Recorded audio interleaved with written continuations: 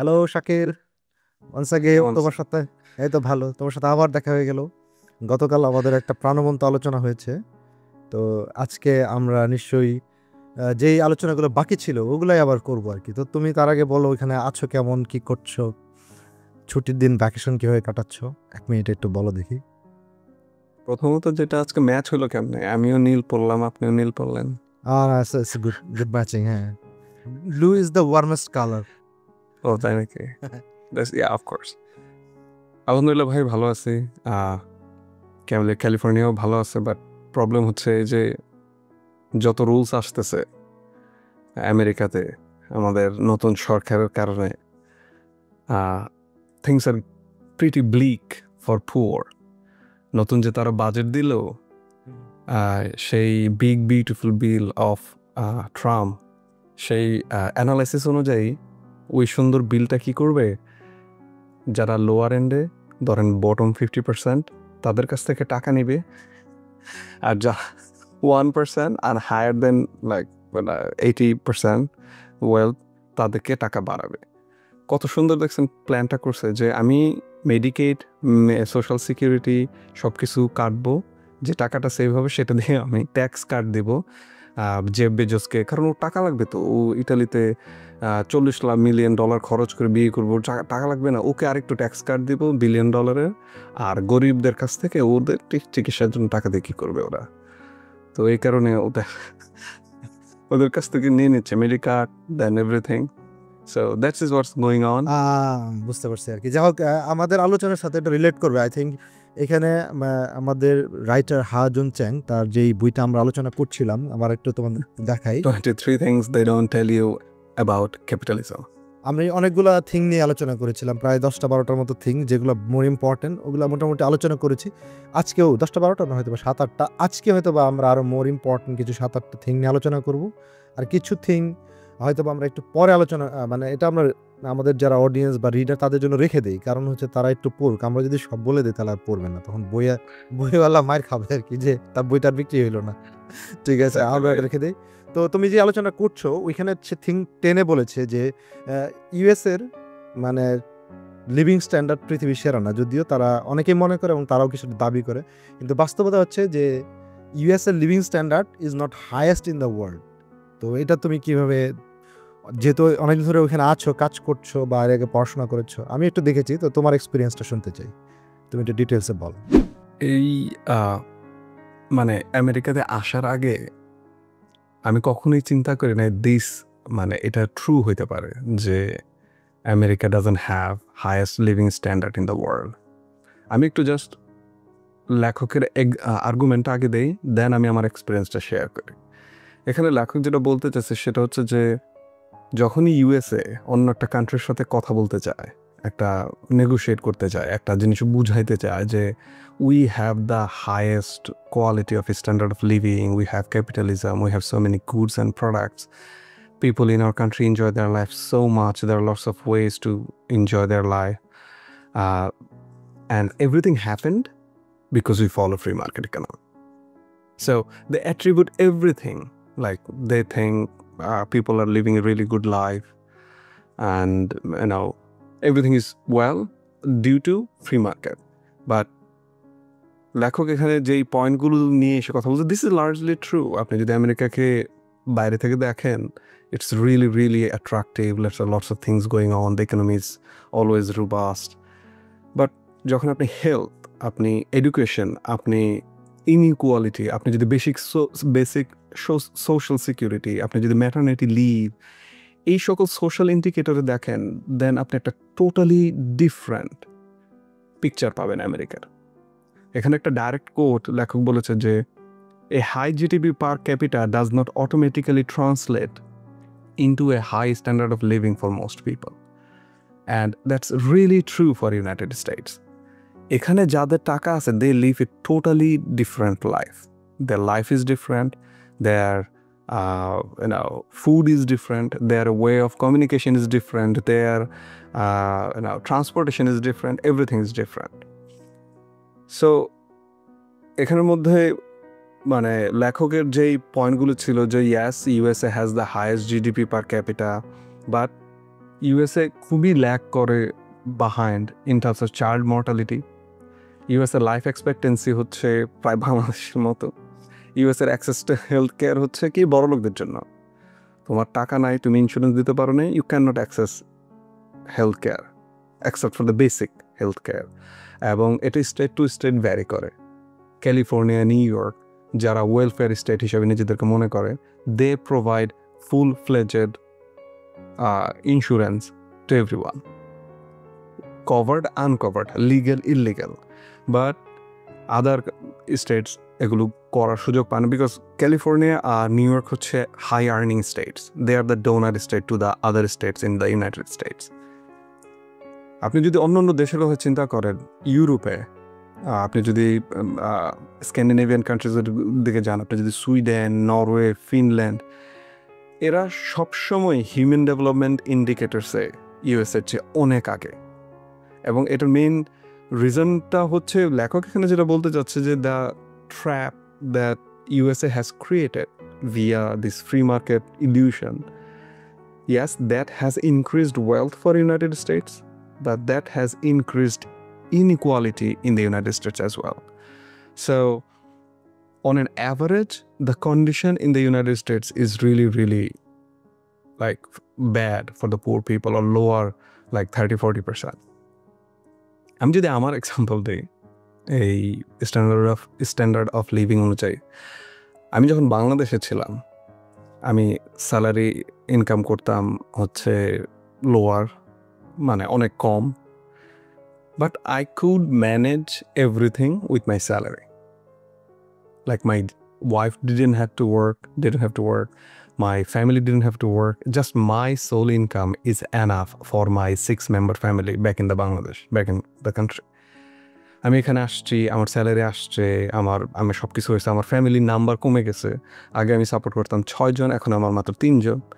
ইয়াস, মাঝে মধ্যে বাংলাদেশে টাকা পাঠাই, but not as big required because exchange rate বা dollar is really expensive in Bangladesh. So তারপরেও মনে হয় যে আমার যে salary, and if 6 people lived with me in the United States and only with my salary, how the amount that I'm getting will not be enough to take care of 6-member family. So this actually shows you one thing.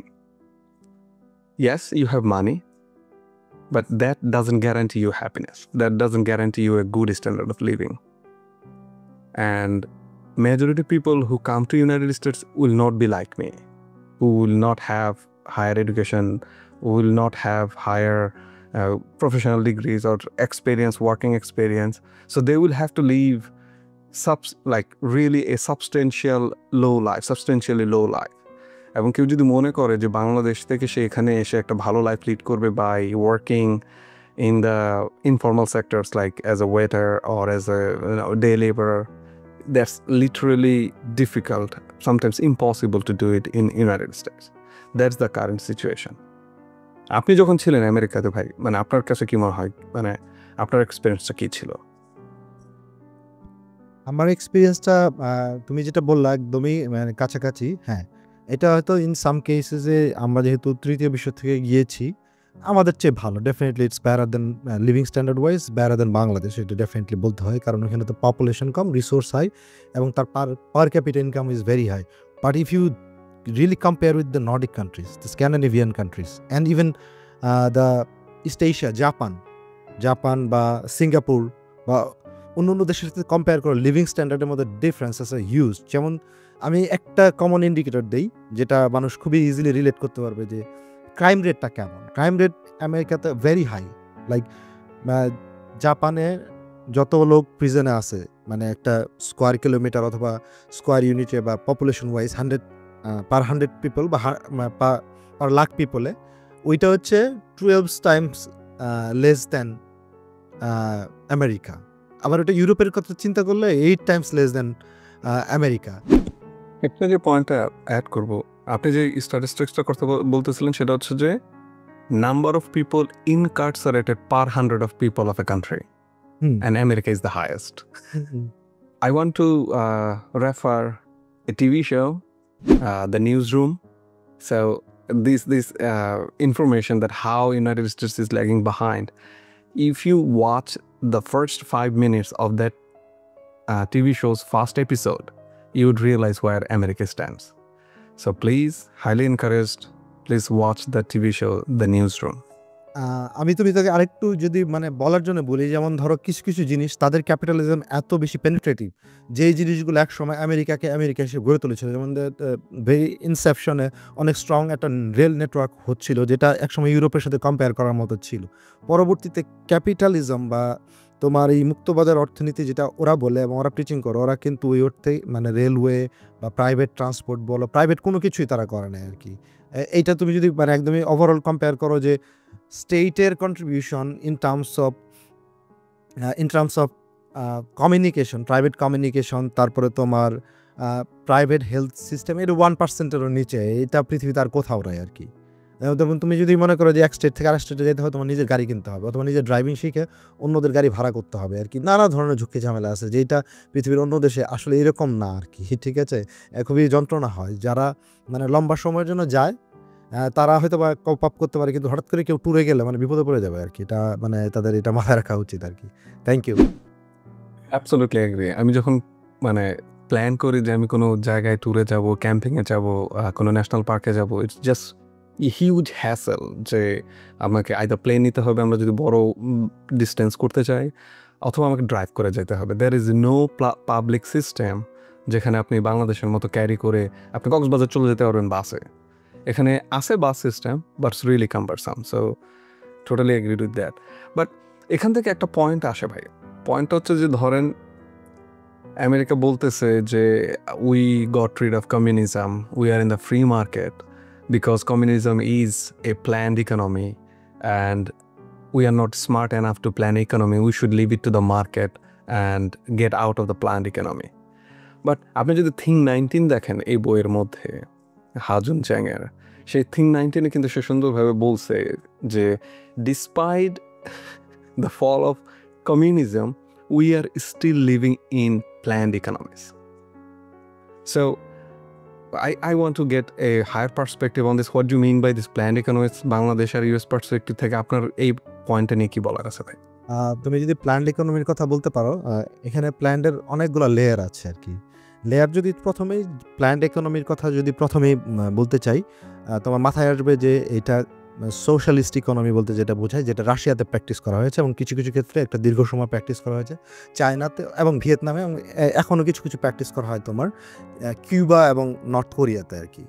এটা হচ্ছে যেটা আমরা socialist economy বলি বা centrally planned economy বলতে, যেটা আমাদেরকে বর্তমান ইকোনমির যে বইগুলোতে টেক্সট বুকগুলোতে শেখানো হয়, সেটার ব্যাখ্যাটা হচ্ছে এরকম যে এখানে প্রোডাকশন এবং ডিস্ট্রিবিউশন দুইটাই গভর্নমেন্ট দ্বারা সেন্ট্রালি প্ল্যান্ড হবে আর কি। যেহেতু তোমার প্রোডাকশনটা তোমার গভর্নমেন্ট প্ল্যান করবে এবং এটা ডিস্ট্রিবিউশনটা করবে, এই জন্য কোনো ধরনের ইনইকুয়ালিটি তৈরি হবে না। তাদের থিওরিটা হচ্ছে যে এইভাবে যদি সেন্ট্রালি প্ল্যান করা প্রত্যেক মানুষের জন্য, প্রত্যেক লোকেশনের জন্য, তাহলে এখানে কোনো ধরনের ইনইকুয়ালিটি তৈরি হবে না। কারো যেহেতু এখানে সম্পত্তি নিজের থেকে আর্ন করে বাড়ানোর সুযোগ নেই, অর্থাৎ নিজে ওন করার সুযোগ নেই, সেহেতু এখানে ইনইকুয়ালিটির প্রশ্নই আসে না আর কি। তো এই থিওরি থেকেই তোমার এই সেন্ট্রালি প্ল্যান্ড যে ইকোনমির থিওরিটা আসে সেটা আসছে আর কি। কিন্তু এর বাইরে যে লেয়ারটা আছে, এটা হচ্ছে তোমার ক্যাপিটালিজমের ভিতরেও কিন্তু তোমার সেন্ট্রালি প্ল্যান্ড ইকোনমিটা আছে, যেটা আমিও জানি, তুমিও জানো এবং সবাই জানে। হয়তো বা এটা সরাসরি বলা হয় না যে সেন্ট্রালি প্ল্যান্ড ইকোনমি, এবং যারা বলে যে সেন্ট্রালি প্ল্যান্ড ইকোনমি ব্যাড, তারা প্রত্যেকটা পরতে সেন্ট্রালি প্ল্যান্ড ইকোনমি প্র্যাকটিসটা করে যায়। আমি তোমাকে একটা উদাহরণ দিই। যেমন ধরো সেকেন্ড ওয়ার্ল্ড ওয়ারের সময় যে ইকোনমিটা প্র্যাকটিস করা হয়, অর্থাৎ মেজর যে ইউরোপিয়ান পাওয়ার এবং নর্থ আমেরিকান পাওয়ার যারা তোমার ওই সময় যুদ্ধটা করে, তারা যেটা করে সেটাই হচ্ছে যে তোমার ইকোনমিটা তখন কিন্তু একদম সেন্ট্রাল গভর্নমেন্ট, বিশেষ করে প্রেসিডেন্ট বা ওই সময় প্রাইম মিনিস্টার যারা ছিল, বা একজন দুজন ফাইন্যান্স মিনিস্টার কিংবা ফেডারেল ব্যাংকের গভর্নর, এরা মিলে 2-3 জনে মিলে তখন ওই পুরো ইকোনমিটা প্ল্যান করে 4-5 বছর চালাইছে, এবং ওইটা একটা মোটামুটি সফলতা পেয়েছে। সফলতা পাওয়ার কারণে কিন্তু ওই সেকেন্ড ওয়ার্ল্ডের পরেও একটা ডিজাস্টার না হয়ে এরপরে 60-এর দশক, 70-এর দশক থেকে শুরু করে একদম 80-এর দশক পর্যন্ত, 90-এর দশক পর্যন্ত এবং আফটারওয়ার্ডস কিন্তু সারা ওয়ার্ল্ড জুড়েই ইকোনমিটা বুম করেছে আর কি। এবং এইখানে দুইটা মেজর পলিসি বেশ ভালোভাবে কাজ করেছে। একটা হচ্ছে যে এটাকে সেন্ট্রালি প্ল্যানিং ইকোনমি তারা বলে নাই, but what happen in that case এই জায়গায় যেমন জার্মানির ক্ষেত্রে বলো, ফ্রান্সের ক্ষেত্রে বলো, ইভেন অন্য অন্য যেই নর্ডিক কান্ট্রিগুলো রয়েছে, স্ক্যান্ডিনেভিয়ান কান্ট্রিগুলো রয়েছে, ওই কান্ট্রিগুলোতে তোমার ইন্ডিকেটিভ প্ল্যানিং নামে একটা পলিসি তারা গ্রহণ করে। অর্থাৎ তারা বাজেট বা তোমার ফেডারেল ব্যাংকের যেই ইনফ্লেশন, ইন্টারেস্ট, এগুলো কন্ট্রোলের মধ্যে এমন একটা ইন্ডিকেশন দিয়ে দিবে যে এই সেক্টরগুলো ফ্লারিশ করবে।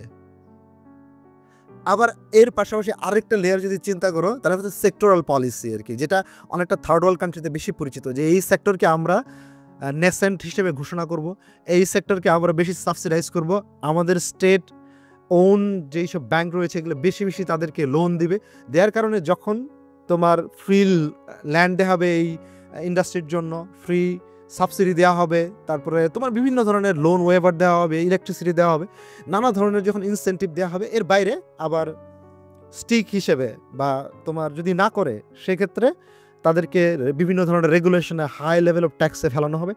এই যে তোমার ইন্ডিকেটিভ এবং সেক্টরাল পলিসি, এটা কিন্তু কে প্ল্যান করে? এটা সেন্ট্রালি প্ল্যান করা হয় আর কি। এটা তো মানে বিজনেস নিজে প্ল্যান করে না, গভর্নমেন্ট প্ল্যান করে দেখেই কিন্তু এইটা পরবর্তীতে তোমার বিজনেসগুলো প্র্যাকটিস করতে বাধ্য হয়। এমন না যে শখ করে প্র্যাকটিস করে, যেখানে লাভ বেশি হবে এই জন্য করি। ইভেন ইন সাম কেজেস এটা মানে সারা দুনিয়া জুড়ে দেখা যায় যে কিছু কিছু গভর্নমেন্ট এক্সেপ্ট আমেরিকা, তারা কিন্তু স্টেট ওন যে এন্টারপ্রাইজগুলো রয়েছে সেগুলোকে সিরিয়াসলি ইউটিলাইজ করে।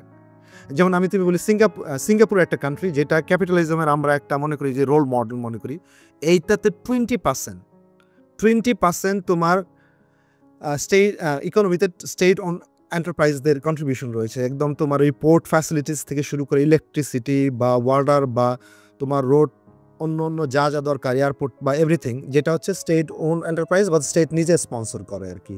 আবার কিছু কিছু ক্ষেত্রে স্টেট নিজেই ব্যবসা করে। আমাদের বাংলাদেশেও যেটা করে কিছু ক্ষেত্রে, যেমন বিদ্যুৎ, পানি, সব ক্ষেত্রে স্টেট ওনড এন্টারপ্রাইজগুলো তোমার কাজ করে আর কি। এবং সারা ওয়ার্ল্ড জুড়ে তুমি যদি দেখো স্টেট ওনড এন্টারপ্রাইজ বলতে বা রাষ্ট্রীয় মালিকানাধীন যে কোম্পানিগুলো, এইটার অ্যাভারেজ হচ্ছে 10%, উইচ ইজ নট ব্যাড। মানে এটা যেভাবে বলে যে এরকম কিছু নাই, there is no central economy or something like that, but it really exists। এবং OECD কান্ট্রিগুলোতে এটাও কিন্তু বেশ হায়ার, ক্লোজ টু 10% আর কি। অর্থাৎ আমরা যেভাবে বলি বিষয়টা আসলে সেরকম না আর কি।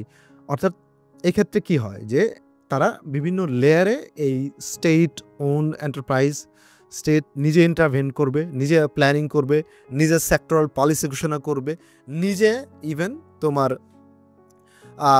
বিভিন্ন ধরনের ইন্ডিকেটিভ পলিসি দিবে যে এই সেক্টরগুলোতে এইভাবে আমরা ফ্লারিশ করব আর কি। এখন যেমন ধরো আমরা এই মুহূর্তে কী করি, আমরা ধরো অনেকগুলা ইকোনমিক জোন করছি, এই কাজটা তো একসময় ওরাও করছে আর কি, করছে না, করেছে। আবার ধরো তোমার এই ক্ষেত্রে সেক্টরাল একদম ডিরেক্টলি ক্যাপিটালিজম বা সোশ্যালিজম কোনো প্র্যাকটিস না করেও জাপান কোরিয়ার যে তোমার ডেভেলপমেন্টটা, এরা হচ্ছে কি তোমার অনেকটাই যে সেক্টরাল পলিসি এবং ইন্ডিকেটিভ পলিসি এটার একটা কম্বিনেশন করেছে। যেমন ওই সময়ে তোমার সাউথ কোরিয়াতে প্রায় 70-এর দশকের দিকে যখন ওদের ডিকটেটর ছিলেন মিস্টার পার্ক, উনি জানতেন যে ওনাদের অনেক যদি ডেভেলপ করতে হয় অনেক স্টিল লাগবে, কিন্তু ওইখানে স্টিলের কোনো মাইনিং ছিল না আর কি। কিন্তু উনি জোর করে একটা স্টিলের ফ্যাক্টরি করেছে। পরেও ওনাদের ওই স্টেট ওন স্টিল ফ্যাক্টরিটা একদম আনটিল আর্লি 2000 পর্যন্ত কিন্তু ওয়ার্ল্ডের one of the best steel company ছিল আর কি, মানে লো গ্রেড স্টিলের জন্য। এবং এইগুলো থেকেই এনকারেজ হয়ে পরবর্তীতে আমরা সাউথ কোরিয়াতে তোমার স্যামসাং, হুন্দাইয়ের মতো একদম মানে মেগা লেভেলের ইন্ডাস্ট্রি দেখেছি আর কি। জাপানের ক্ষেত্রেও তাই, টয়োটাকে প্রায় ওরা 20-30 বছর ধরে বিভিন্ন ধরনের সাবসিডি দিয়ে তোমার টিকায় রাখছিল আর কি। এরকম শুধু মানে আমি সাউথ কোরিয়া নেই, নকিয়া থেকে শুরু করে অন্যান্য পৃথিবীর নানা কোম্পানিগুলা, ফ্রান্সেও এটা তুমি দেখবে যে ফ্রান্সের বিভিন্ন ধরনের একদম ওই এয়ারবাস থেকে শুরু করে মানে এয়ারক্রাফটের কোম্পানি থেকে শুরু করে এখানে গভর্নমেন্টের ব্যাপক স্টেক থাকে এবং তারা এগুলোরে স্পন্সর করে। এবং দেখবে যে আমেরিকানরা কিন্তু ফ্রান্সকে সোশ্যালিস্ট গালি দেওয়ার চেষ্টা করে আর কি। তুমি খেয়াল করছো কিনা, এটা তারা খুবই রেগুলারলি করে।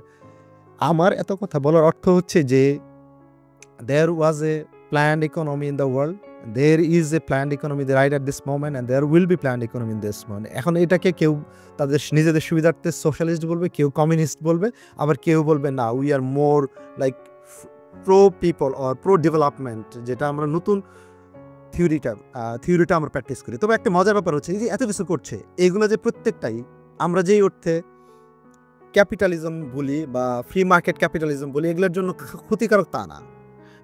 এই যে পলিসিগুলো even it expedite the development of free market economy and the capitalism. তাদের সমস্যাটা কোথায়? সমস্যা তো নাই, ওরা যেভাবে বলছে ওইভাবে করতে হবে এরকম না আর কি। কারণ সবচেয়ে মজার ব্যাপার হচ্ছে যে ওরা নিজেরা তো বড় হয়েছে প্ল্যান্ড ইকোনমিতে। ওই যে আমি এর আগের দিন কালকে বললাম যে তোমার সেই 1790 থেকে শুরু করে তোমার ব্রিটেন তোমার প্রোটেকশন নিয়ে কাজ করে, তারা ট্যারিফ প্রোটেকশন, ট্যাক্স প্রোটেকশন এবং ওই বিভিন্ন ধরনের ইম্পোর্ট ব্যারিয়ার দিয়ে দিয়ে কিন্তু তাদের নিজেদের ইন্ডাস্ট্রিগুলো ডেভেলপ করেছে, স্পেশালি বেলজিয়াম এবং তোমার নেদারল্যান্ড থেকে। আমেরিকা তো তোমার কালকে আমি একটার পর একটা মানে কোন প্রেসিডেন্ট কী করছে এটা আমি তোমাকে বলে দিয়েছি যে তারা কী পরিমাণ একদম 1950 পর্যন্ত তারা এই কাজটা খুবই জোরে সোরে করছে। তাদের ওই সময় ট্যারিফ ছিল 50%। When they are becoming like giant in the economic sector, তখন তারা বলতেছে না এখন তোমাদের সবাইকে ট্যারিফ ব্যারিয়ার এইসব দেওয়া যাবে না, তোমাদের কোনো ট্যাক্স কোনো ধরনের ব্যারিয়ার দেওয়া যাবে না, তোমাদের নিজেদের কোম্পানিগুলো সাবসিডি দেওয়া যাবে না, আমরা যেভাবে বলি মার্কেটটা ওপেন করে দাও, তোমরা আমাদের জিনিস কিনবা, আমরা তোমাদের জিনিস কিনবো। এখন আমরা তো গরিব, আমাদের তো মানে কোনো বানানোর সুযোগ নেই, কিছু করার সুযোগ নেই, বাট ওদের তো সবই আছে। So already they have an advantage. তাদের আমরা কিছু করতে গেলে ধরো এখন ব্যারিয়ার আসে কি যে এনভায়রনমেন্ট পলিউট করে ফেলছে, আর সব শেষ ধ্বংস আর কি। কিন্তু এই কাজটা তারা করছে, করি তো আজকে এত বড় হয়েছে আর কি, এখনও করে, বাট তারা বোঝানোর চেষ্টা করে আমরা তো কয়লা দিয়ে মনে করো যে বিদ্যুৎ বানাই আর কি, ওরা এখন আর বানায় না, ওরা এখন নিউক্লিয়ার পাওয়ার পয়েন্ট ইউজ করে। বাট তারা তো এই কাজ করছে গত 200 বছর 300 বছর করছে, না 300 বছর না 200 বছর করছে। এখন কিন্তু তারা একদম সুন্দর সুন্দর কথা বলবে আর কি। এখন তোমার বিষয়টা হচ্ছে যে তোমাকে বুঝতে হবে যে আমাদের আসলে কোন পলিসিটা দরকার, এবং ওরা যেটা বলে ওইটাই যে রাইট তা না আর কি। ইভেন তারা এই যে প্ল্যান্ড ইকোনমি এইটা নিজেরা প্র্যাকটিস করেছে, এবং we the people developing countries we should have a proper planning about our economy, যে আমরা আমাদের ন্যাশনাল ইন্ডাস্ট্রিগুলো কি, এইটা আমরা কীভাবে ডেভেলপ করব, আমাদের ফাইন্যান্সিয়াল সেক্টরটা কীভাবে রেগুলেট করব, এটা আমরা করব, আমাদের ইনফ্লেশন আমরা কন্ট্রোল করব, আমাদের এমপ্লয়মেন্ট কীভাবে জেনারেট করা সম্ভব এইটা আমরা দেখব, যে কোন জায়গায় আমাদের ইনভেস্টমেন্ট বেশি হলে আমাদের more people can work in the manufacturing sectors, এইটা আমাদের এনশিওর করা জরুরি দায়িত্ব। ওই কে কী বললো এটা নিয়ে যদি তুমি কাজ করতে যাও তাহলে তুমি সাব সাহারান আফ্রিকায় থেকে যাবে আর কি, যেটা সাব সাহারান আফ্রিকা এই ট্র্যাপে পড়ে 80 থেকে তোমার 2009 সাল পর্যন্ত একদম ট্র্যাপড হয়ে গেছে আর কি। এটা হচ্ছে আমার take on this kind of central planning or central economy. এর বাইরে তোমার যদি কোনো প্রশ্ন থাকে অথবা তোমার কোনো কমেন্ট থাকে তুমি এটাতে বলতে পারো। আপনি বললেন, আমি জাস্ট কয়েকটা জায়গায় অ্যাড করি, আমার ফুট নোট দেই আর কি, যেহেতু আমাদের কাজ আছে সেটা। প্রথমত যেটা বললেন, yes we need everything, as we have said in our first episode, we need economic policies for each country, each individuals and each place. একটা প্রবলেম হচ্ছে জাস্ট একটু আমাদেরকে কেয়ারফুল থাকতে হবে আমরা যাতে পলিটিশিয়ান না হয়ে যাই, যে আপনি যেটা বললেন যে we will decide our inflation, we will decide our sectors, nascent sectors, we will decide which industries need support. Okay, yes, we will decide, but will this decision be good? Like, what are the criteria, what are the parameters of taking that decision? What politicians should think about? Because a decision to আমি আর আপনি নিব না, আমরা তো economist, আমরা তো failed লোক, এটাতে ডিসিশনটা নিবে অ্যাকচুয়ালি পপুলিস্ট আর democratic লিডাররা।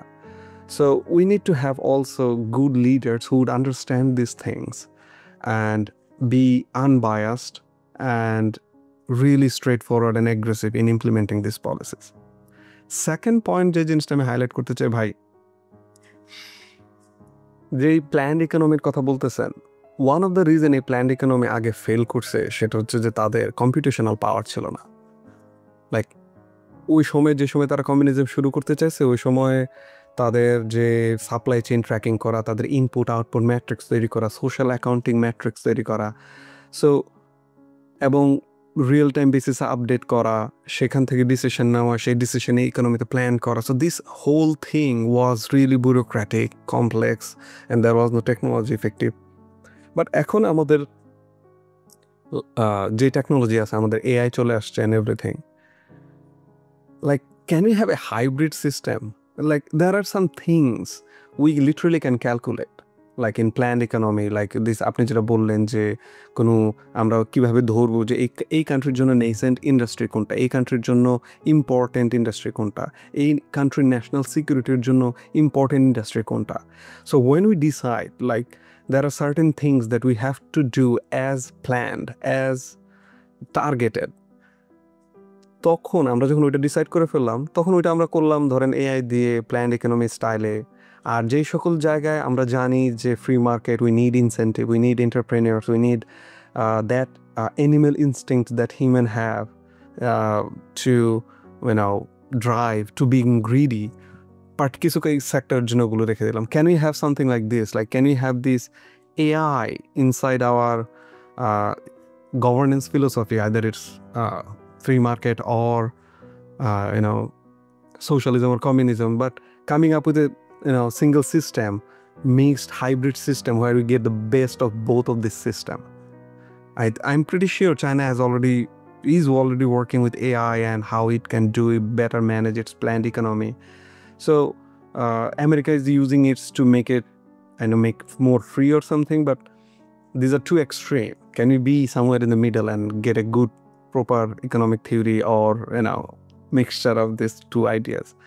That's for audience to think, and if you think anything like that is possible, you can let us know in our comments, in our anywhere you want. And if we like any comment, definitely we're going to come and share that comment with everyone, so that we can include your opinion in our discussion and everything.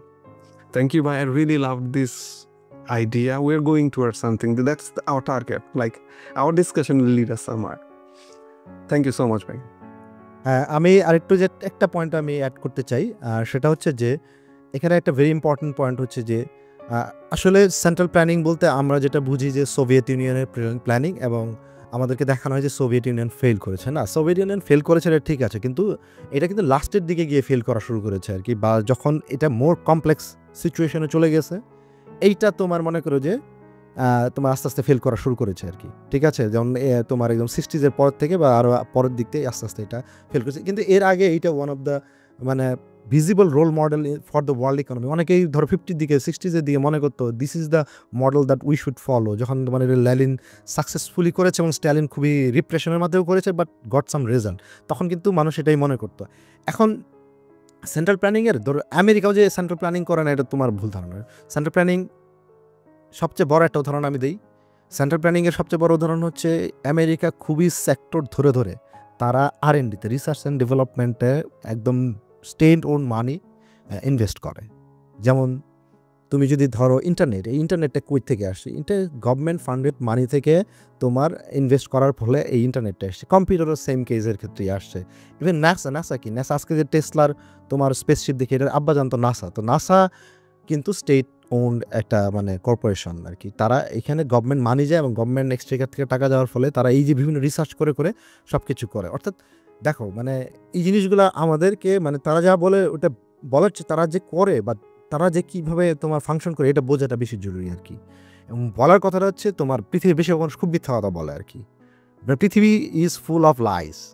Economic system হচ্ছে পুরাটাই হচ্ছে তোমার একটা এইটারে কি বলবো আর কি, এটা হচ্ছে যে তোমার মিথ্যার একটা মনে করো যে বসতি. এখানে ইকোনমিক সিস্টেমটা হচ্ছে মিথ্যার বসতি. এখানে মানুষ প্রতিনিয়ত মিথ্যা কথা বলে বলে বিভিন্ন ধরনের জাল তৈরি করে রেখেছে, কিন্তু এটা বাস্তবতার সাথে কোনো মিল নেই. বাস্তবতা যেটা সেটা বাস্তবতায়, এবং যেটা আমরা দেখি সেটাই বাস্তবতা, যেটা অন্যরা করে সেটা বাস্তবতা, যেটা বলে সেটা বাস্তবতা না. সুতরাং আমি বলবো যে এই যে তুমি একটা পয়েন্ট বলেছো যে দেয়ার এনি পসিবিলিটি যে এটার আমি হাইব্রিড করবো, যে তোমার একই সাথে থাকবে প্ল্যান্ড এবং অলসো ফ্রি মার্কেট. হ্যাঁ, ইটস পসিবল. এটা তো অনেক দেশে এখনই হচ্ছে আর কি. যেমন তুমি ধরো এটা আমরা পরে যখন লাস্টে সলিউশন, আমরা খালি প্রবলেম নিয়ে আলাপ করছি, সলিউশনে যাবো তখন আমি আরও ডিটেলসে বলবো.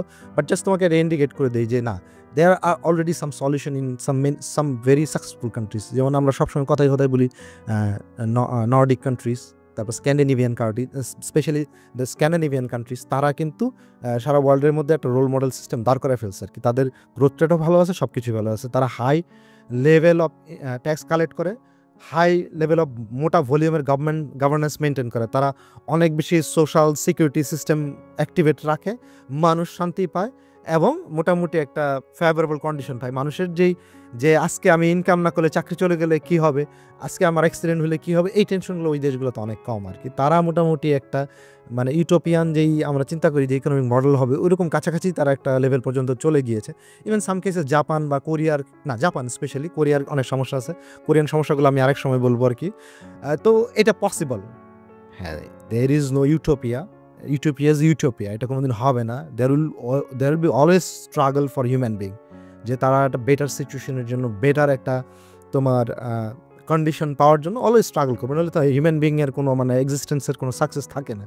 দেয়ার should be always struggle, and struggle is like coding of our human life, not only human life, coding of the entire animal being. যে অ্যানিম্যাল বিংয়ের কাজ হচ্ছে স্ট্রাগল করা, নইলে ওদের বেঁচে থাকার সার্থক করতে কি। একটা বাঘ মনে করে যে সারাদিন যায় একটা হরিণ ধরতে আর কি, একটা হরিণ না ধরতে পারলে কিন্তু সে না খায় মরে যায় আর কি। তো আমরাও তো তাই আর কি, আমরা তো মানে আরেকটা অ্যানিম্যাল বিং, আমাদেরকে স্ট্রাগল করতে হবে। So we will strive for a better economic model, but if there is a better model, still we have to strive for more, I mean, success. That's my take on this chapter. Shakil, এই যে এখন আমরা যেটা আলাপ করবো এটা হচ্ছে তোমার জন্য খুবই পেইনফুল হবে আলাপ করতে, কিন্তু তোমাকে এটা আলাপ করতে হবে, এটা তোমাকে আমি দায়িত্ব দিলাম।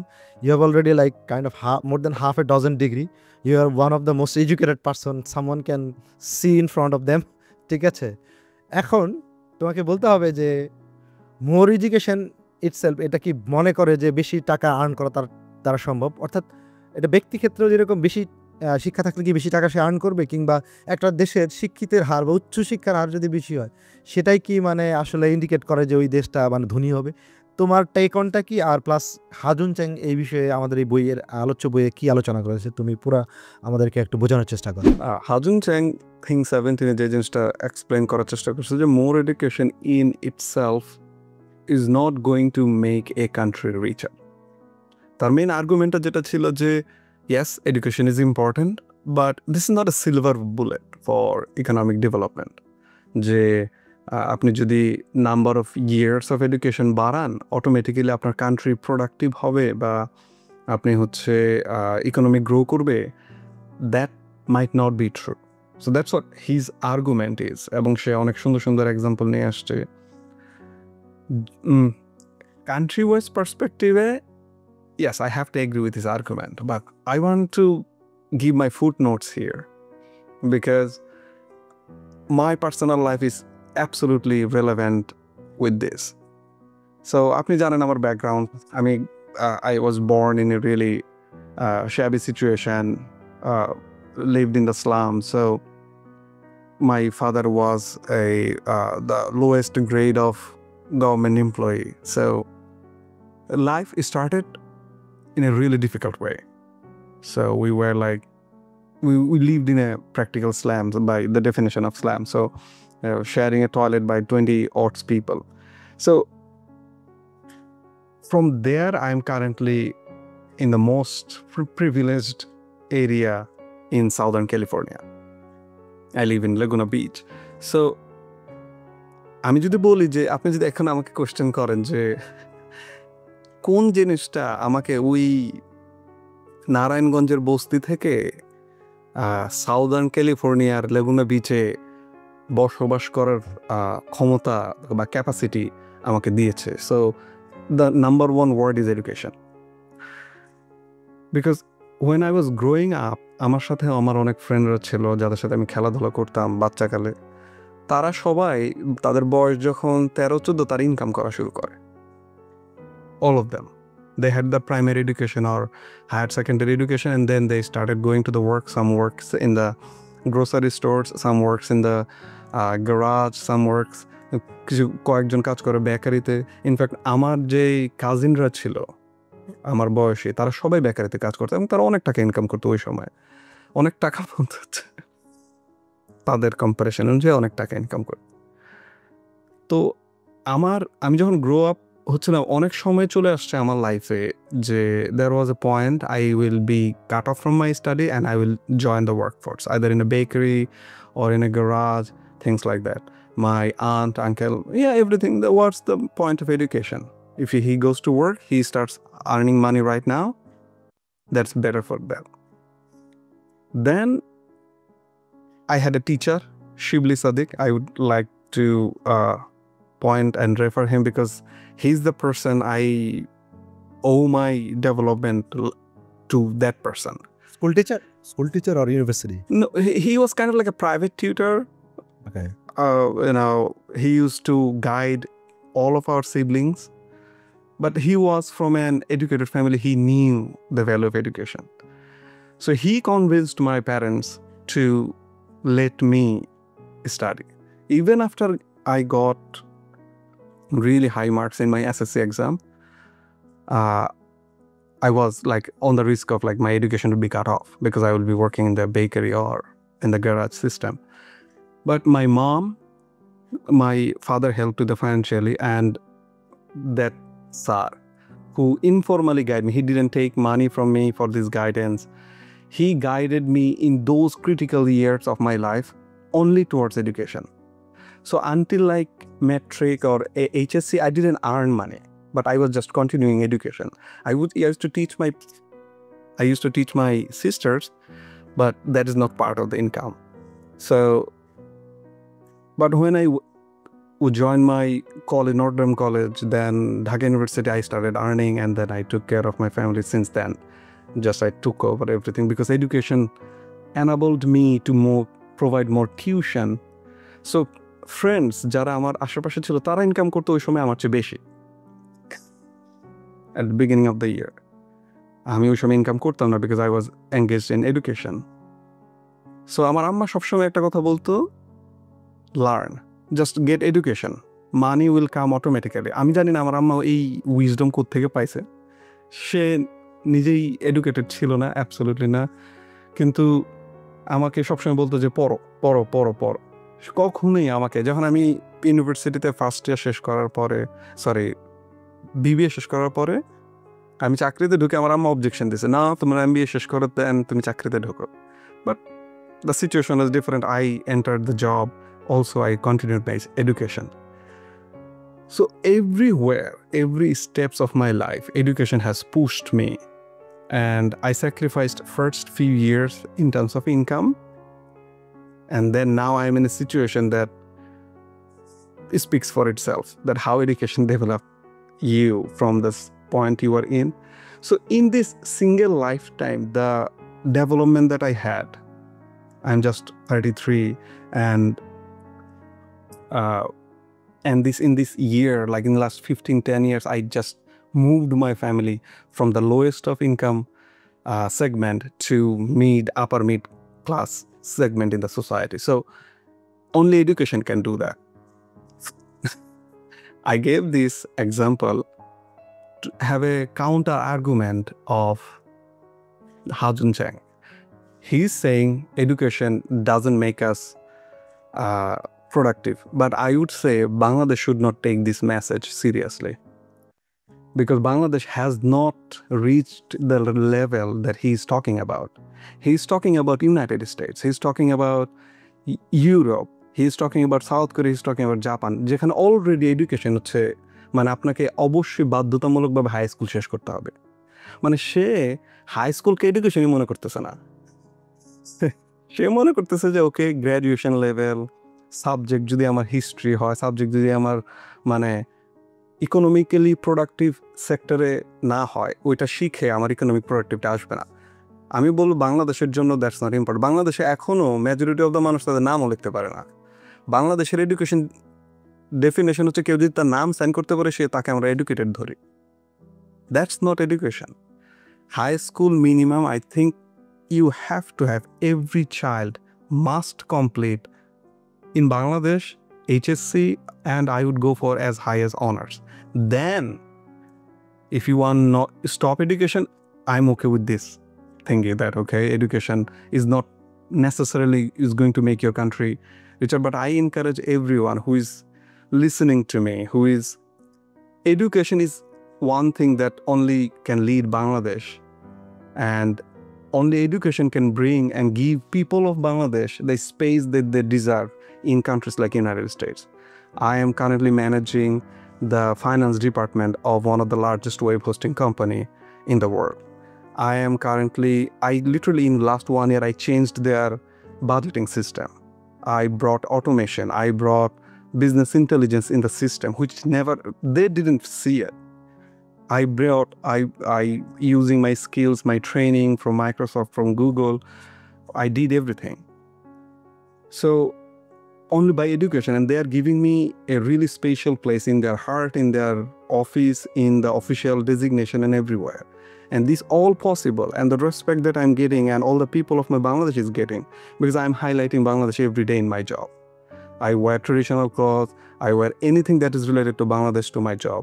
And they are getting the benefit of people from Bangladesh are as good as him. So that is the standard that I'm trying to set for the people of Bangladesh here. And that is only possible for the education. So please, this is the point. The author may be saying, but that's not applicable to us. For us, everyone must have primary education, যে সে পড়তে পারে, লিখতে পারে, সে বুঝতে পারে basic আইডিয়াসগুলো কি। আমাদের high school curriculum is really good. আমি এখন মনে করি, আগে ওই সময় গালাগালি করতাম, বাট এখন মনে করি যে ওখানে যে সিভিক্স আছে, ওখানে যে হিস্ট্রি লেসন্স আছে, ওখানে যে বাংলা সম্পর্কে আমরা শিখি, সেখানে আমরা যে ইংলিশ সম্পর্কে শিখি, সায়েন্স সম্পর্কে শিখি, how to explain an idea, ওগুলো শিখি, ভাব সম্প্রসারণ, paragraph writing, as writing, everything helps. Yes, that not leads to a direct economic. You're not producing anything, you're not making anything, you're not manufacturing anything, but that mental shaping that education gives us, it's absolutely required. So that would be my point. ভাই, আপনি যদি কোনো কিছু add করতে চান। না, definitely আমি তোমার যে আর্গুমেন্টটা, এটা আমি নিজেও সাবস্ক্রাইব করি। কাজ পার্সোনাল লেভেলে, মানে আমরা যারা লোয়ার মিডল ইনকাম থাকি বা মিডল ইনকাম, আসলে তো লোয়ার ইনকাম বলা যায় সারা ওয়ার্ল্ডের তুলনায় আমরা বেশিরভাগ সবাই লোয়ার ইনকাম আর কি।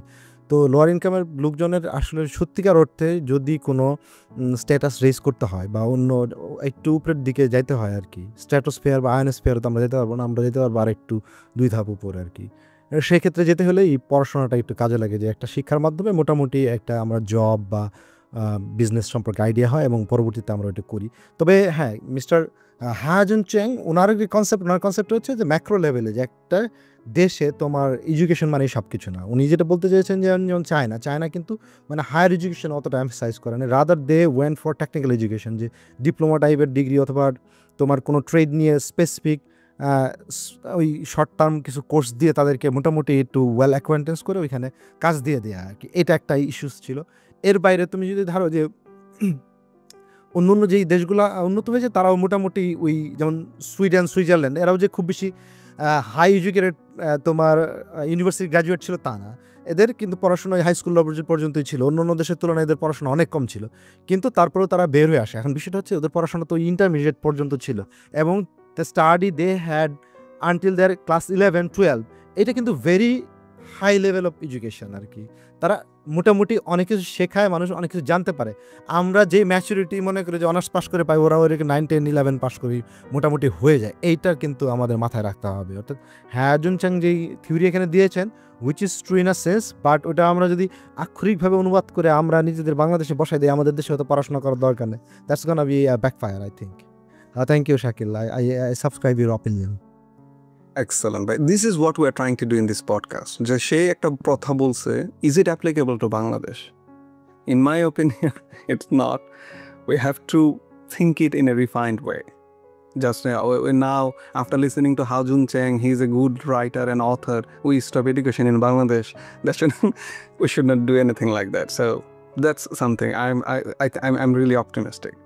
আমি নেক্সট যে জিনিসটা নিয়ে ভাইয়া কথা বলতে চাই, ইন থিং 21 হাজুন চ্যাং বলেছেন, big government makes people more open to change, which is literally counter intuitive with the free market.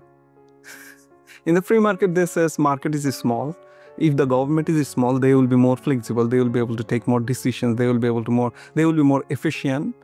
And since the government is small, the welfare activities will be small, and that would reduce waste, that would reduce government waste, efficiency. So you need have a compact small government, and here he's saying the opposite one. Tohin bhai, apnar take on this. তুমি একদমই এক্সপ্লেনটা মোটামুটি ভালো শুরু করেছো। আমি যেটা বলতে চাই যে আসলে বিগ গভর্নমেন্ট বলতে কি বোঝায়, এটা আমাদের বুঝতে। বিগ গভর্নমেন্ট মানে অনেকগুলো মিনিস্ট্রি না, বিগ গভর্নমেন্ট হচ্ছে ইন টার্মস অফ বাজেট, এখানে সোশ্যাল ওয়েলফেয়ার স্পেন্ডিংটা হচ্ছে very strong measurement of big governance. অর্থাৎ একটা দেশের 15% যদি তাদের সোশ্যাল সিকিউরিটিতে যায়, সোশ্যাল সিকিউরিটি ইনক্লুড কী করে? তোমার পেনশন করে, তোমার এই বিধবা ভাতা, বয়স্ক ভাতা থেকে শুরু করে অন্য এই ধরনের যেই বেনিফিটগুলো আছে, যে তোমার মেডিকেইড বা তোমার হেলথ ইন্স্যুরেন্স, এই সব কিছু যেখানে স্টেটকে খরচ করতে হয়, মানে মানুষের বেনিফিটের জন্য, সিটিজেনের ওয়েলবিংয়ের জন্য স্টেটকে যেখানে টাকা খরচ করতে হয়, সেটাই হচ্ছে তোমার সোশ্যাল সিকিউরিটি বেসিক্যালি আর কি। ডাইরেক্টলি যেখানে টাকা দিতে হয়। যেমন একজন মানুষ তার চাকরি চলে গেলে এখন সে বেকার ভাতা পাবে কিনা, বেকার ভাতা পাওয়া একটা বিষয় আর না পাওয়া একটা বিষয়, এর মধ্যে অনেক বড় পার্থক্য আছে। এখন বড় গভর্নমেন্টের কাজ কি? তারা একটা বড় ধরনের স্ট্রং, একটা বড় মানে ওয়াইড লেভেল রেঞ্জের একটা সোশ্যাল সিকিউরিটি সিস্টেম দাঁড় করায় ফর দেয়ার সিটিজেন্স। আর একটা স্মল গভর্নমেন্টের কাজ কি? তারা একদম কিছু বেসিক জায়গায় কাজ করবে, যে এখানে রেগুলেশন দিয়ে একটা বানাবে, তারপর দিয়ে একটা তোমার আইন টাইন করবে, এই সেই অল্প কিছু ট্যাক্স নেবে, বেশি ট্যাক্স নেবে না, তাহলে আবার বড় গভর্নমেন্ট হয়ে যাবে। কারণ বেশি ট্যাক্স নিলে তো তোমার খরচ করা লাগবে, করতে গেলেই তো গভর্নমেন্ট বড় হয়ে যাবে আর কি। তো এই যে পার্থক্যটা তো বুঝতে পেরেছো, যে বড় গভর্নমেন্ট বলতে যে বেশি ট্যাক্স নেবে, এটা সোশ্যাল ওয়েলফেয়ার স্পেন্ডিং করবে, সিটিজেন ওয়েলবিং স্পেন্ডিং করবে। ছোট গভর্নমেন্ট মানে আমি টাকা কম নিব মানুষের থেকে ট্যাক্স হিসেবে, এবং আমি খরচপাতিও কম করবো, আমার কাজ হবে ভেরি লিমিটেড, আমি যে এক্সিস্ট করি এটা মানুষ যাতে কম বুঝতে পারে। হ্যাঁ, এখন আমাদের যেই প্রেজেন্ট ক্যাপিটালিজম শেখায় যে বড় গভর্নমেন্ট থাকা খুবই সমস্যা। কি সমস্যা? যেই যে মানুষগুলোকে আমি, যে লোক বেকার লোক, ওরে যদি আমি টাকা দেবো, ও তার কাজই করবে না আর কি, ও অলস হয়ে যাবে, ও ঘুমাবে বাসায় গিয়ে আর কি, ঠিক আছে? পরে দেখা যায় আমাদের প্রোডাকশন কমে যাবে। তারপরে রিচ মানুষের থেকে এই টাকাগুলো নিব, এরা কষ্ট করে আর্ন করে, পায়ের ঘাম মাথায় ফেলে, ধনী মানুষগুলো এত টাকা আর্ন করে, তো এই টাকাগুলো নিয়ে যদি গরিবদের দিয়ে দেওয়া হয়, তাহলে এদের প্রতি এটা অন্যায় করা হয় আর কি, যে এরা তাহলে আর পরবর্তীতে এই টাকা আর্ন করার মোটিভেশন পাবে না আর কি, যে এত টাকা সবাই নিয়ে যাচ্ছে। সরকার তো রবিনহুড হয়ে গেছে আর কি, সে রবিনহুডের মতো আমরা ধনী মানুষ আমাদের টাকা লুটপাট করে নিয়ে গরিবদের মাঝে বিলায় দেয়, এই গরিবগুলো অলস হয়ে যায়, এরা কোনো কাজবাজ করে না, কোনো প্রোডাকশন করে না, এরা খালি মানে ভাতা তুলে আর খায় আর কি। এটা তো গভর্নমেন্টকে তোমার শক দেবে আর কি, এবং গভর্নমেন্ট এটা আস্তে আস্তে মানে সাফার করবে, এবং এটা ক্যাপিটালিজমের এগেনস্টে যায়, এবং যার কারণে কোনো ইকোনমি ভালোভাবে সাস্টেইন করবে না আর কি। এইটা হচ্ছে তোমার প্রেজেন্ট ক্যাপিটালিজম শেখায়। বাট হাজুন চ্যাং যেটা বলতে চেয়েছেন, না, এই থিওরিটা ভুল, এবং তিনি স্ট্যাটিস্টিক্যালি কিছু প্রমাণ দেওয়ার চেষ্টা করেছেন। আমি ফ্রম মেমোরি আমি যেটা বলি, যে তোমার আজকে থেকে তোমার 50-60-70-80 বছর আগেও তোমার ইউএসের সোশ্যাল সিকিউরিটি ব্যয় ছিল তোমার অন অ্যান্ড অ্যারাউন্ড লাইক 12-13% আর কি, 60-70-এর দশকে, ঠিক আছে? আবার এইটা তোমার আস্তে আস্তে বাড়তে থাকে, 2000-এর পরে এইটা তোমার মনে করো যে 15-এর কাছাকাছি যায় আর কি, 2000 পরবর্তী সময়ে। তখন 60-70-এর দশকে তাদের গ্রোথ কত ছিল? 2-এর নিচে ছিল আর কি, ঠিক আছে? তারপর 80-এর দিকে বা 2000-এর কাছাকাছি এটা 3-এর কাছাকাছি আসে গ্রোথটা, বা এরকম কাছাকাছি আসে আর কি। কিন্তু যাদের social spending higher than USA, like ওই যে আবার স্ক্যান্ডিনেভিয়ান কান্ট্রিতে যেতে হবে, জার্মানিতে যেতে হবে, ইভেন সাম কেসেস ফ্রান্সকেও বলতে হয়, এদের কিন্তু তোমার ওই 60 থেকে এদের গ্রোথ ছিল 2.5-এর উপরে, 2000-এর দিকে এসে 3-3-এর উপরে চলে গেছে আর কি, অর্থাৎ better then USA in terms of GDP growth. কিন্তু এখানে ইস্যুটা কোথায়? এখানে ইস্যুটা দেখাবো যে না, এদের কিন্তু ওই 60-70-এর দশকে তাদের সোশ্যাল সিকিউরিটি সিস্টেম ছিল তোমার মনে করো 20-22-23-এর মতো, এবং আফটার 2000 এটা দাঁড়াইছে তারা 25-এর উপরে নিয়ে চলে গেছে আর কি।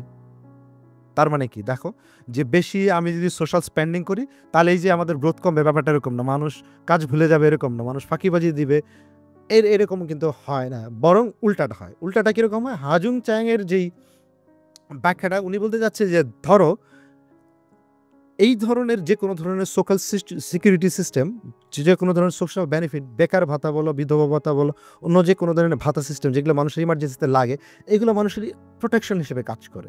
লাইক আমি যদি এই মুহূর্তে আমার চাকরি চলে যায়, তাহলে আমি কি করব? যদি আমার একটা ভাতা থাকে, তাহলে আমি একটু নতুন করে স্কিল গেইন করার মতো একটা সিচুয়েশনে গিয়ে তাড়াতাড়ি স্কিল টিল গেইন করে পরবর্তীতে আমরা বেটার জবের জন্য সুইচ করবো। আমি কিন্তু হঠাৎ করে মানে একদমই মানে আকাশ থেকে সাগরে পড়ে যাব না। দেখবা যে ইউরোপের ক্ষেত্রে এবং আমেরিকার ক্ষেত্রে একটা বেসিক ডিফারেন্স আছে। ইউরোপের মানুষ মানে চাকরি টাকরি চলে গেলে অত বেশি নাই ওদের, এই জন্য দেখবা যে এই প্রোটেকশনিজম নিয়ে, ট্যারিফ নিয়ে তারা ধাওকাও নাই। আমেরিকান লোকজনদের তাদের জব প্রোটেকশন নিয়ে, তোমার ট্যারিফ নিয়ে অনেক বেশি হাউকা, কারণ ওরা জানো ওরা যদি চাকরি চলে যায় ওরা মহাবিপদে পড়ে। ইউরোপিয়ানরা পড়ে না, কারণ ইউরোপিয়ানদের সোশ্যাল সিকিউরিটি সিস্টেমটা ওয়াইডার আছে, যেটা আমেরিকানদের নাই আর কি। এই জন্য তারা এইসব নিয়ে বেশি হাউকাউ করে আর কি। আলটিমেটলি তারা তা বাধ্য, কিছু করার নাই আর কি। তখন তাদের একটা চাকরি চলে যায়, তাদের গাড়ি চলে যায়, তাদের বাড়িটা পর্যন্ত চলে যায়, তাদের গার্লফ্রেন্ডও চলে যায়, ওয়াইফও চলে যায়, নানা ধরনের প্রবলেমে পড়ে যায় আর কি। ঠিক আছে, ঠিক। এখন বাস্তবতা এইটা। এখন ভাই আপনি কি দেখছেন নতুন যে স্ক্যান্ডাল হয়েছে আমেরিকাতে চলতেছে, যেটা কোল্ডপ্লে কনসার্টে অ্যাস্ট্রোনমার কোম্পানির সিইও তার হেড অফ এইচআর কে নিয়ে এদিক সেদিক করতে গেছে। তখন হচ্ছে ওই কোল্ডপ্লে থাকে না, লাভিং ক্যামেরা, কিস ক্যামেরা স্টেডিয়ামের মধ্যে আমেরিকাতে, তো হঠাৎ করে তাদেরকে হাইলাইট করছে কাপল, জড়ায় ধরে আছে। ক্যামেরাতে আসার সাথে সাথে তারা লুকায় গেছে। তখন যে main vocal singer of Coldplay, সে বলতেছে either they have an affair or they love each other so much. ধরা খাইছে আর কি, ধরা খেলে যা হয় আর কি। ঠিক আছে, এখন আমি যেটা তোমার এই বক্তব্যটা, বাস্তবতা হচ্ছে কি, ও তো মানে ধরো এখন আর চাকরি পাবে না আর কি। ওর যদি মনে করে টাকা had to resign. Now he resigned, and like this is, and the whole like internet meme, like he's being make fun of all over the internet. Like it's just crazy. না এটাই আর কি। ধরো ইউরোপিয়ান হইলে আমি জানি না, সে তো American, সে টাকা পয়সা কিছু জোগাড় করে ব্যাংকে রাখছে কিনা। তো ব্যাংকে না রাখলে কিন্তু সে বিপদে পড়বে আর কি। তার খাওয়ার পয়সা থাকবে না, পরে মানুষজন তোর সাথে চাকরিও দিবে না, কথাও বলবে না। ধরো ইউরোপে থাকলে ইউরোপে দেখবে যে এরকম একটা পরকীয়া ভাতা আছে, যে পরকীয়া করে চাকরি চলে গেলে এরকম একটা সোশ্যাল সিকিউরিটি সিস্টেম আছে আর কি। ঠিক আছে, তো ওদের এটা নিয়ে প্যারা কম আর কি। কিন্তু আমেরিকানরা এগুলো না খাই মরবে, দেখবে তোর গাড়ি বিক্রি করা লাগবে কয়েকদিন পরে।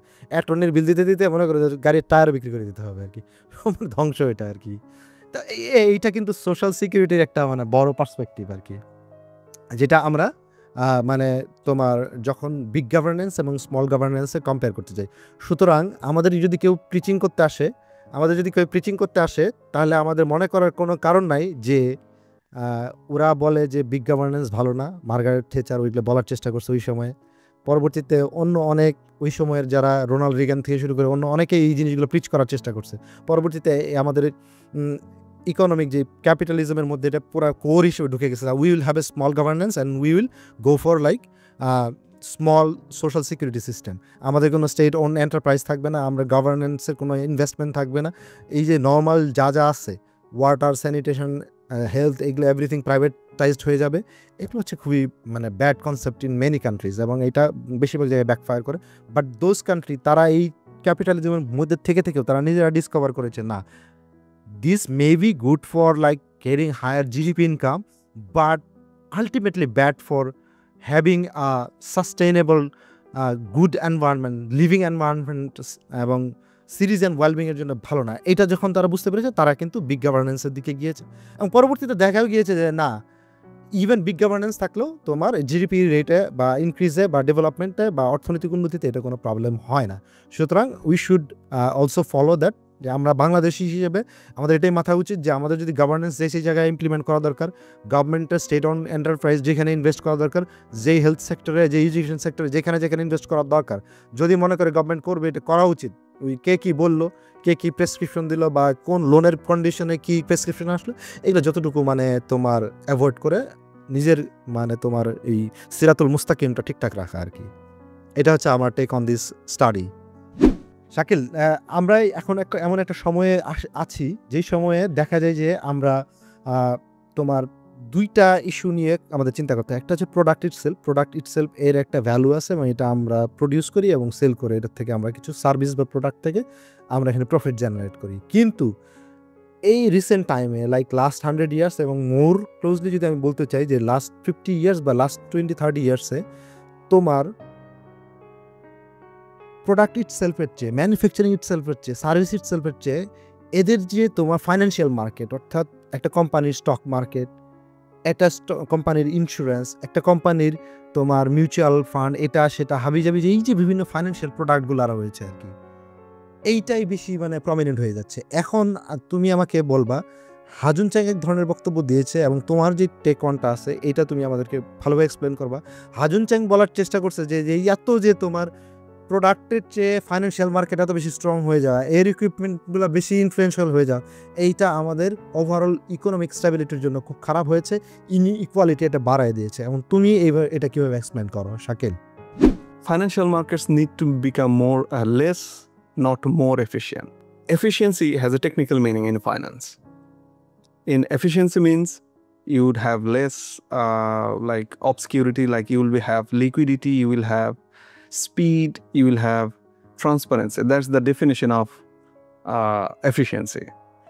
And যেহেতু ফাইন্যান্সিয়াল মার্কেট আসছে এবং হচ্ছে আমাদের থিওরি এবং ম্যাথমেটিক্যাল ফর্মুলা বলে we have to maximize everything, so we have to maximize our efficiency as well. এতে কি হয়েছে, আমরা অ্যালগোরিদমিক ট্রেডিং পাইছি, আমরা হচ্ছে কমপ্লেক্স ফাইন্যান্সিয়াল ডিরাইভেটিভ প্রোডাক্ট পাইছি, আমি হচ্ছে সিনথেটিক ফাইন্যান্সিয়াল প্রোডাক্ট পাইছি, ডিরাইভেটিভস পাইছি, সিএমও পাইছি, সিবিও পাইছি, mortgage base security, MBS, ABS, so many financial products like layer after layer.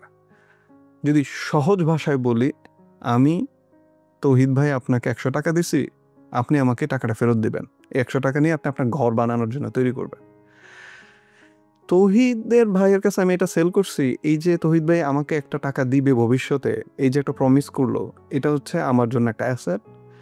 এখন আমি এটা কি করলাম, এই অ্যাসেটটা সেল করলাম আরেকটা কোম্পানির কাছে, বললাম যে তৌহিদ আমাকে টাকা দিবে, যখন আমাকে টাকা দিবে তোমাকে আমি একটা কমিশন দিব, ওই টাকা থেকে তুমি আমাকে এখন ফাইন্যান্স করো ওইটার অ্যাগেনস্টে। যে তৌহিদ আমাকে 100 টাকা দিবে, তুমি আমাকে এখন 95 টাকা দাও, আমি তোমাকে যখন তৌহিদ 100 টাকা দিবে তখন তোমাকে 2.5 টাকা দিব, আর আমি 2.5 টাকা নিব।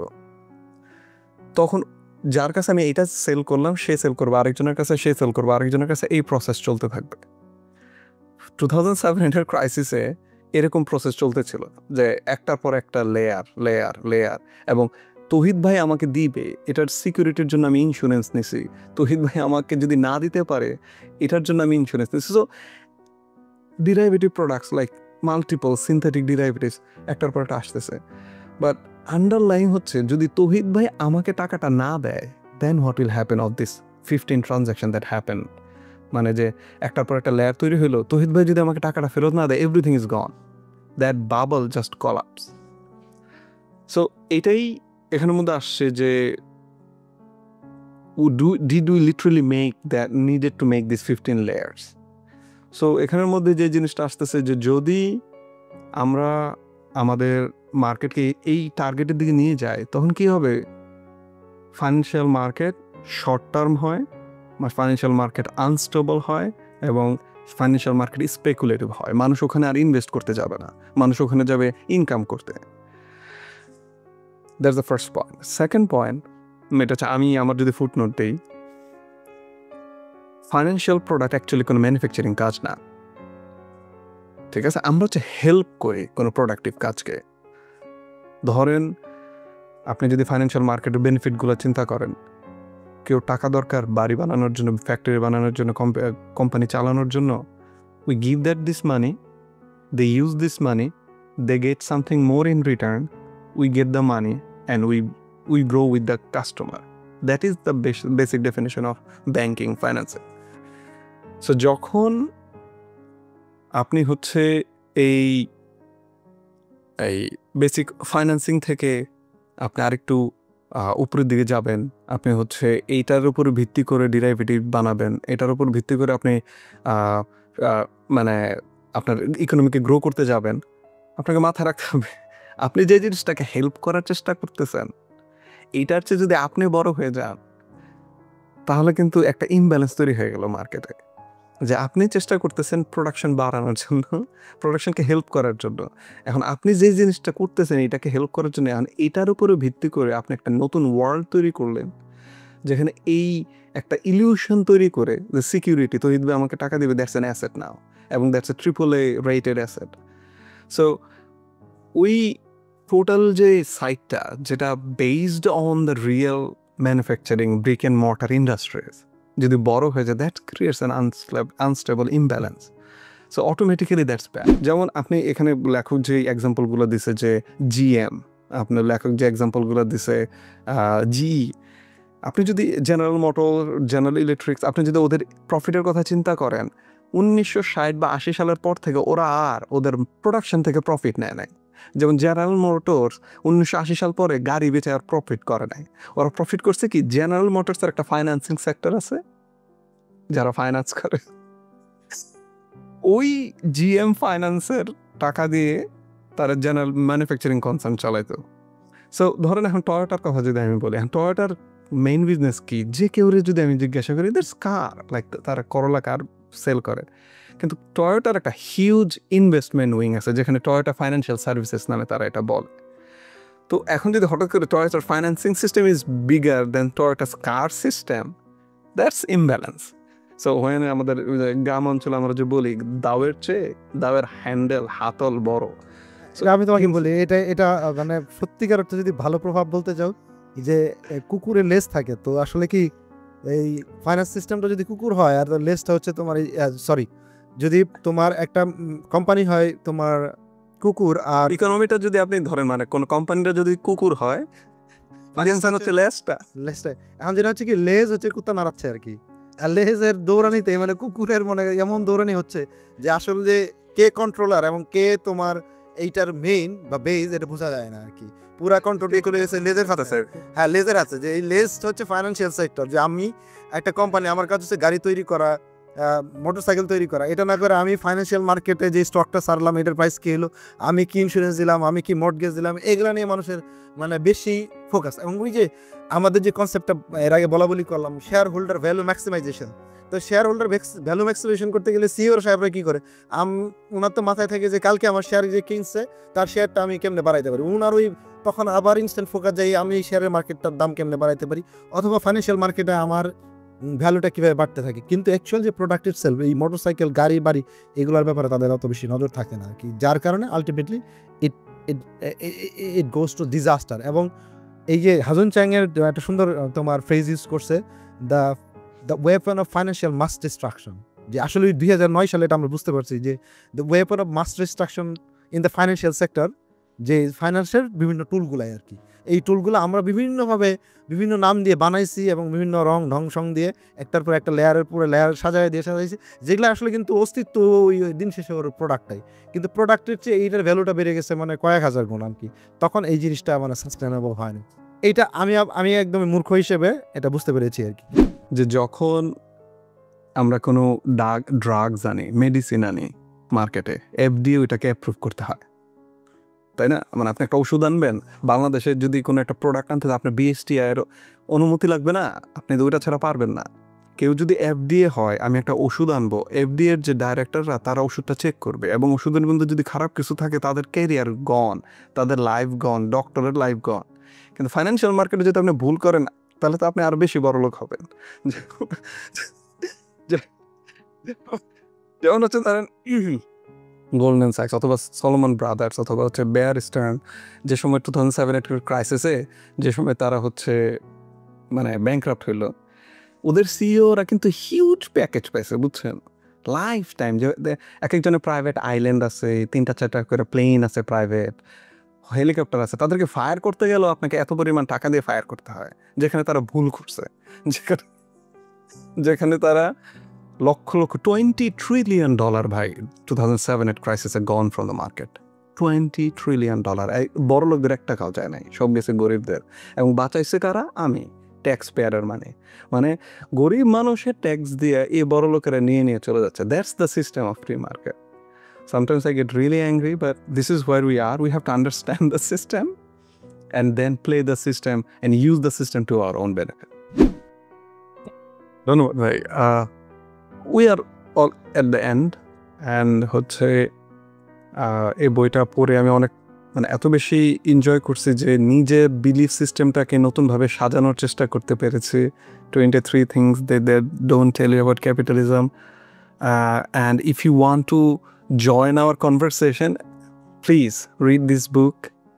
There will be a synopsis in our website of this book, betweenlinesandlands.com, with our footnotes, যে আমরা কি মনে করতেছি ওইটা নিয়ে একটা সুন্দর সামারি আকারে থাকবে, যাতে হচ্ছে কেউ যদি জাস্ট বইটা পড়ার সুযোগ না থাকে, জাস্ট আইডিয়াটা নিতে চায়, then that will be in our website.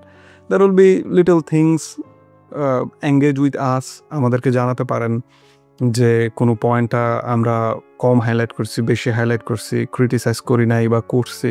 So ওই ব্যাপারগুলোতে you should contribute. We can have a really nice discussion and keep this intellectual discussion going on in the future as well. আমি তহিদ ভাই শেষ হওয়ার আগে আমি জাস্ট নেক্সট এপিসোডে যে আমি বইটা নিয়ে কথা বলবো, আমরা যে বইটা পড়াশোনা করবো সেটা সম্পর্কে হালকা একটু টাচ দিতে চাই। সো আমরা হচ্ছে এই 2 এপিসোডে আমরা যেটা শুরু করলাম আমাদের পডকাস্ট, আমাদের এপিসোড ছিল সেটা হচ্ছে 23 থিংস। সো আমাদের আলোচনা দেখে আপনারা বুঝতে পারতেছেন যে we are against free market কথা বলতেছি, আমরা হচ্ছে অ্যাগেনস্ট এস্টাবলিশমেন্ট কথা বলতেছি। অ্যাকচুয়ালি না, আমরা কিন্তু এস্টাবলিশমেন্ট রাইট মানে পছন্দ করি। We are just trying to start with something that bust so many myths. To have an intellectual discussion we have to bust the myths that we have.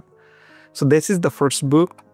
আমরা next উইকে যে বইটা নিয়ে কথা বলবো সেটা হচ্ছে ইকোনমিক্স ইন ওয়ান লেসন, এবং আমি খুবই গ্রেটফুল তহিদ ভাইয়ের কাছে যে ভাই ওই বইটা আমাকে ইন্ট্রোডিউস করছে। So that book is exactly opposite of this book, 23 things that economists don't tell you about capitalism, because that book is on capitalism. The main difference is that is a book on classical economics. That is not the new classical, কারণ new ক্লাসিক্যালের মধ্যে তারা story, তারা previous history, common sense দিয়ে economic policy জাজ করে না।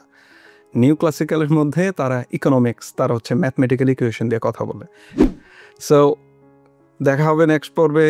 There will be again a different ideas, different perspective. We will read capitalism now and we will just try to criticize, appreciate whatever we have that in that book.